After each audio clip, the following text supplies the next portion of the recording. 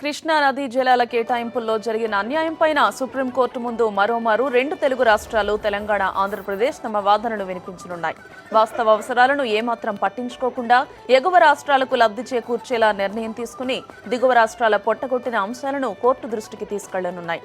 ముఖ్యంగా మిగులు జలాలు లేవన్న రాష్ట్ర వాదనకు భిన్నంగా ట్రిబ్యునల్ తీర్పును వెలువరించిన తీరు, నీటి లభ్యతను 75% నుంచి 65%కి కుదించిన అంశాన్ని సుప్రీం ముందు వాదనలకు పెట్టాలని నిర్ణయించాయి. బ్రిజెస్ ట్రిబ్యునల్ 5/2 కింద ఇచ్చిన తీర్పును సవాల్ చేస్తూ గతంలో ఉమ్మడి ఏపీ సుప్రీంకోర్టును ఆశ్రయించిన విషయం తెలిసిందే. దీనికి సంబంధించి మరింత సమాచారం మా కరెస్పాండెంట్ వెంకటేష్ అందిస్తారు. వెంకటేష్, చెప్పండి, దీనికి సంబంధించి మీ దగ్గర ఉన్న అప్డేట్స్ ఏంటి?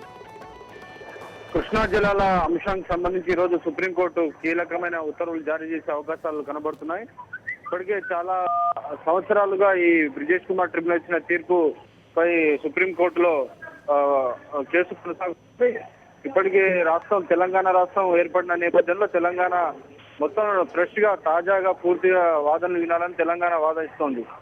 ఆంధ్రప్రదేశ్ గతంలో తన జరిగింది కాబట్టి తీర్పులో సమీక్షించాలని ఆంధ్రప్రదేశ్ వాదన ఉంది.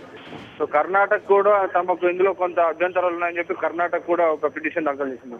సో ఓవరాల్ గా ఈ మూడు రాష్ట్రాలు దాఖలు చేసిన పిటిషన్ల భవితవ్యం ఈ రోజు తెలబోతోంది.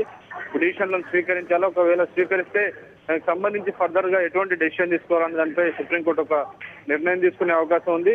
ఇప్పటికే బ్రిజేష్ కుమార్ ట్రిబ్యునల్ కాల పరిమితి అయిపోయినందున ఇప్పటికే తీర్పు వెలువరించింది. సో ఆ తీర్పును అమలు పరిచే విధంగా గెజిట్ లో ప్రచురించాలా లేదన్న దానిపై కూడా ఈరోజు ఒక కీలకమైనటువంటి ఉత్తర్వులు వెలువడే అవకాశం ఉంది.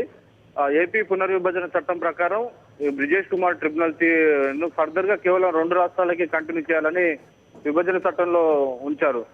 ఆంధ్రప్రదేశ్, తెలంగాణ విడిపోయిన నేపథ్యంలో ఈ రెండు రాష్ట్రాలకు ఇప్పుడున్నటువంటి కేటాయింపుల్లో రెండింటికి పంచాలని ఏపీ పునర్విభజన చట్టంలో సూచించారు. సో దానికి సంబంధించి కూడా ఈ రోజు సుప్రీంకోర్టు డెసిషన్ తీసుకోబోతుంది. సో ఈ రోజు వెలువడినటువంటి నిర్ణయం ప్రకారమే తదుపరి బ్రిజేష్ కుమార్ ట్రిబ్యునల్ కంటిన్యూ అవుతుందా, లేకుంటే ఫ్రెష్ గా మొత్తం 4 రాష్ట్రాల వాదనలు ఉంటుందా, లేకుంటే తీర్పును సవరిస్తుందా లేదా అన్న దానిపై ఈ రోజు తేలిపోబోతుంది. Thank you Venkatesh.